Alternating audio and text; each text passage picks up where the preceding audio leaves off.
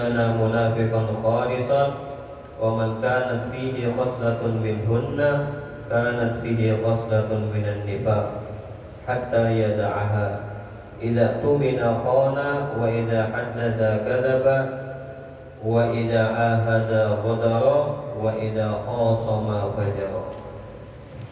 Alhamdulillah, segala puji hanya milik Allah Subhanahu wa Ta'ala yang telah mengumpulkan kita di tempat yang mulia ini dalam keadaan sehat walafiat.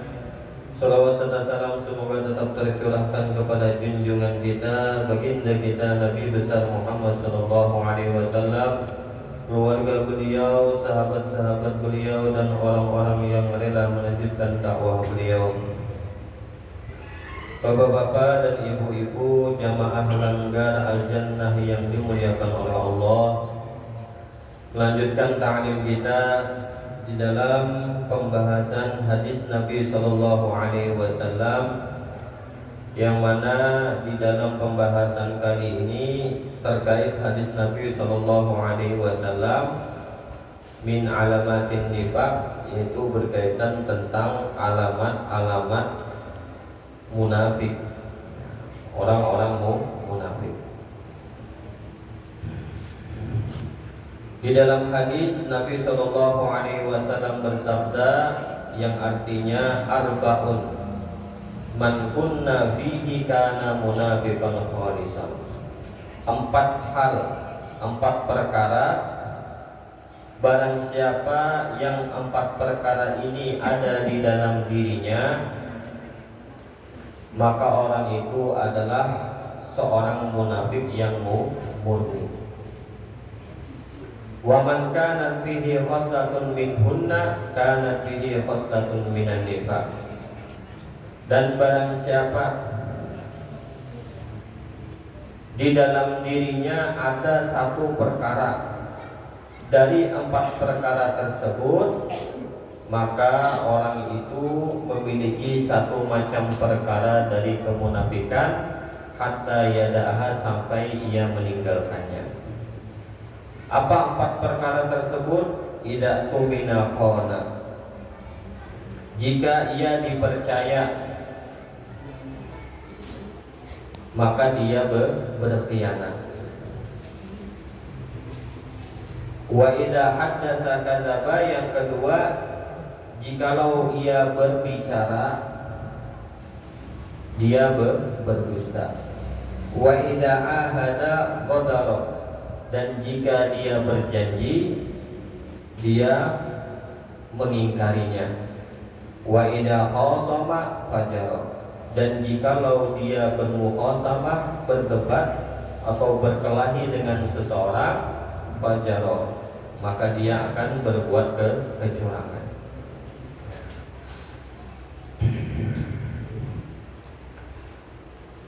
Sebelum kita memasuki apa yang dibahas di dalam hadis ini, kita harus ketahui terlebih dahulu terkait tentang an-nifaq. Ujar ulama mengatakan an-nifaq asasus syarri.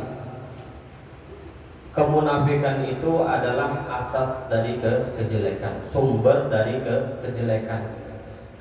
Yang dimaksud dengan nifaq itu adalah ayyuzhirul khair wa yubtinas syarr.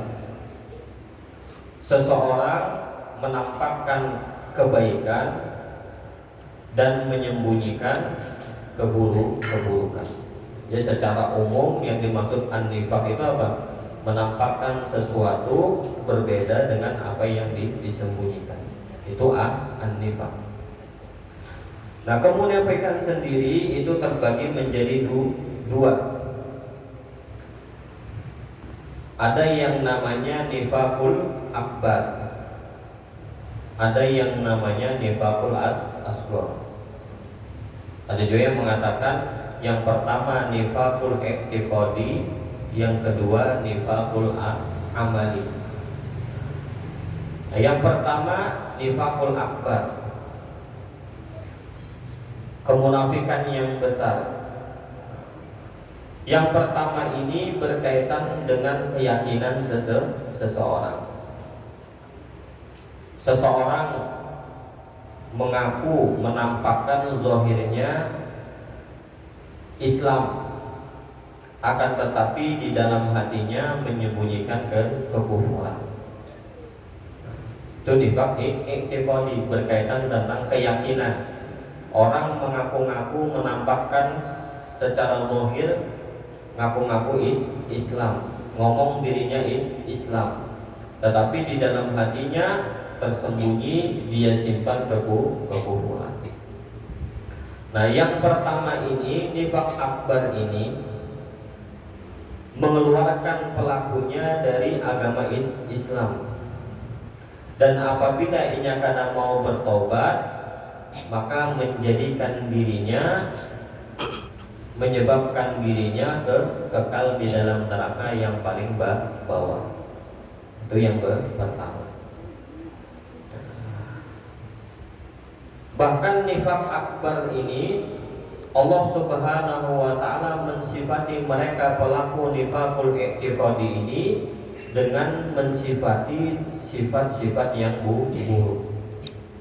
Banyak di dalam Al-Qur'an Allah sifati mereka orang-orang yang mengaku-ngaku Islam, tetapi di dalam hatinya menyimpan kekufuran. Allah sifati mereka di dalam Al-Qur'an dengan sifat-sifat yang buruk, yang jelek. Jadi antaranya apa? Mereka orang-orang munafik seperti ini itu cenderung membela kepada orang-orang kelompok-kelompok yang memusuhi Islam. Karena apa? Karena secara zahir ia ngomong dirinya Islam, tetapi yang disimpan di dalam hatinya mereka kufur. Yang inya tampakkan, inya senang dengan Islam, tetapi yang inya sembunyikan benci dengan Islam. Itu mereka lebih cenderung membela kepada orang-orang kelompok-kelompok yang memusuhi Islam. Sebagaimana kan Nabi Shallallahu Alaihi Wasallam ketika sampai di Madinah, setelah hijrah sampai ke Madinah, di situ apa? Nabi Shallallahu Alaihi Wasallam membuat perjanjian dengan mereka orang-orang yang ada di Madinah. Jadi kita orang-orang munafik yang ada di Madinah. Yang mana di antara perjanjiannya itu apa? Mereka tidak menyerang Nabi Shallallahu Alaihi Wasallam. Mereka itu apa? Membantu Nabi Shallallahu Alaihi Wasallam. Saling membantu apabila Madinah itu diserang. Itu diantara janji yang dibuat oleh Nabi Shallallahu Alaihi Wasallam. Saling membela satu sama lain, saling menjaga satu sama lain. Nah, tetapi ketika ada kelompok-kelompok yang mana ingin memusuhi Nabi dari luar, itu bukannya malah mereka orang-orang munafik itu apa? Membela Nabi, ikut dengan Nabi, tetapi malah condong kepada mereka orang-orang yang memusuhi Nabi Shallallahu Alaihi Wasallam. Itu mereka orang-orang munafik i'tiqadi yang menampakkan keislaman secara zahirnya, tetapi di dalam hatinya menyembunyikan kekufuran. Nah, itu yang pertama. Nah, ada yang kedua namanya nifaqul amali atau nifaqul asghar. Nah, nifaqul amali ini adalah apa? Amalan-amalan, perbuatan-perbuatan yang merupakan karakter perbuatan dari seorang munafik. Orang muslim yang benar-benar muslim, yang benar-benar Islam, biqalbihi wa bilisanihi, dengan hatinya beriman, dengan lisannya mengucapkan syahadat muslim, tetapi apa? Melakukan perbuatan yang merupakan perbuatan-perbuatan umumnya dilakukan oleh mereka orang-orang munafik. Nah, inilah yang disebut di dalam hadis yang disampaikan di dalam hadis 4 hal tadi. Nifak yang kedua ini, nifak asghar, nifak amali, apabila seorang muslim melakukan perbuatan yang dilakukan oleh mereka orang-orang munafik, itu tidak mengeluarkan pelakunya dari Islam. Jadi ada orang muslim melakukan sebagaimana karakter yang dilakukan oleh orang munafik, itu tidak menyebabkan ia keluar dari Islam, karena dianggap ia keluar dari Islam. Tetapi apabila dilakukan terus-menerus, maka kemunafikan yang kedua ini akan mengantarkannya untuk apa? Melakukan kekufuran, menyebabkan ia sampai kufur. Sebagaimana yang diungkapkan oleh Imam Ibnu Rajab, an-nifaqul asghar wasilatun wa dzari'atun ila nifaqil akbar. Jadi nifaq asghar dilakukan terus-menerus akan menjadi sarana, akan menjadi perantara dari nifaqul akbar melakukan nifaq akbar, nifaq i'tiqadi. Kama annal ma'asi baridul kufur, sebagaimana maksiat itu dilakukan terus-menerus menjadi penghantar menuju ke kekufuran. Jadi orang yang terus-menerus misalnya melakukan maksiat, menggawi maksiat kecil, menggawi dosa-dosa kecil, digawi terus, nanti dikhawatirkan akan menggawi apa? Dosa-dosa besar. Akhirnya tergawi terus dosa-dosa besar, menyebabkan apa? Di akhir hayatnya apabila kata bertobat akan kehilangan iman di saat menjelang kematian. Nah, sebagaimana itu juga apa? Mereka orang yang terus-menerus melakukan nifaqul asghar, melakukan perbuatan yang apa? Perbuatan ini karakter dari orang munafik sering ia lakukan, sehingga apa? Akhirnya dia menjadi orang yang munafik murni, benar-benar dikatakan mereka orang-orang munafik.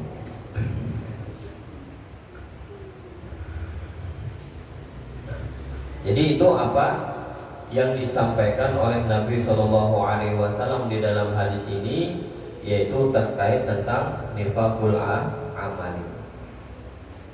Sebagaimana yang disampaikan di dalam hadis Nabi, barang siapa yang berkumpul di dalam dirinya 4 hal yang disebutkan di atas tersebut, di dalam hadis tersebut, maka berarti terkumpul di dalam dirinya berbagai kejahatan, berbagai perbuatan buruk yang mana merupakan sifatnya perbuatannya orang-orang munafik murni. Karena sifat 4 hal yang disebutkan Nabi di dalam hadis ini itu apa? Bertentangan dengan sifat perbuatan orang-orang mukmin sejati. Yang pertama apa? Idza tumina khana. Jika mereka dipercaya, diberikan amanah,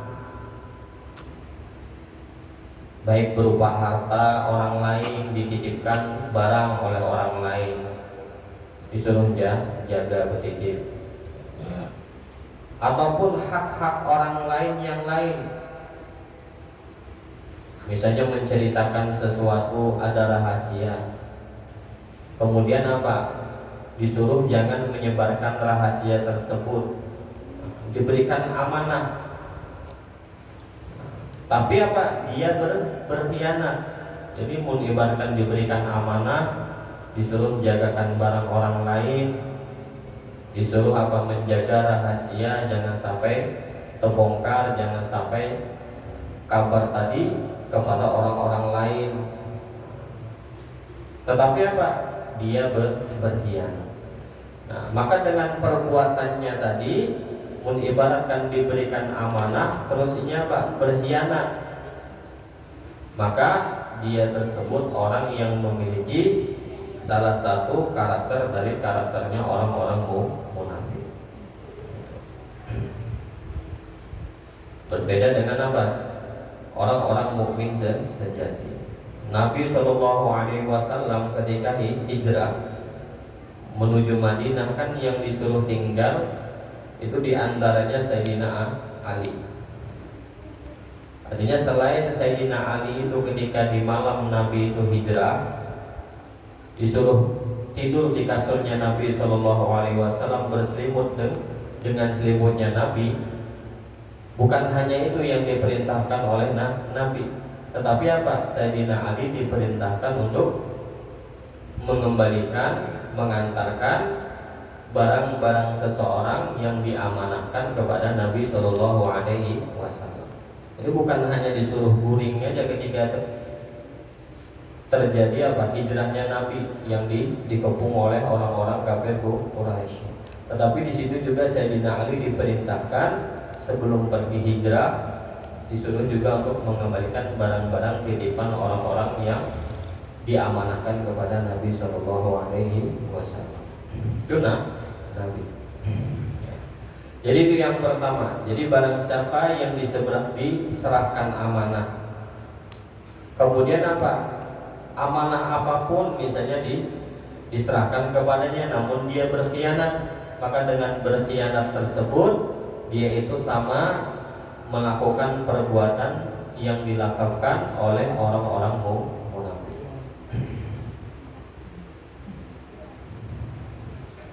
Wa idza haddatsa kadzaba, yang kedua, jika ia berbicara dia berdusta.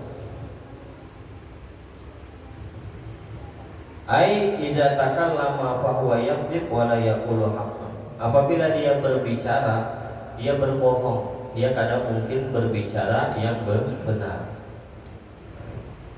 Apapun yang dibicarakan oleh seseorang, baiknya tentang Allah kah, tentang Rasul kah, ataupun tentang perkara-perkara lain, apabila ia ngomong, maka kebiasaannya itu disisipkan dusta di dalam omongannya.